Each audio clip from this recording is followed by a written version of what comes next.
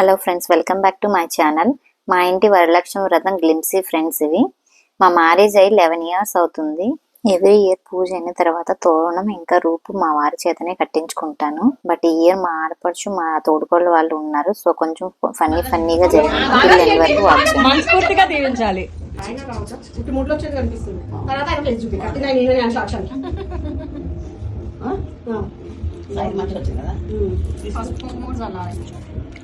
బంగారం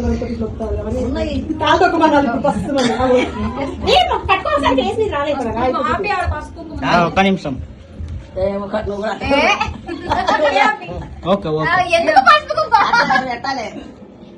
దీనికి ఆల్రెడీ పసుపు కుంకుమ పూజ చేసినాయే కదా.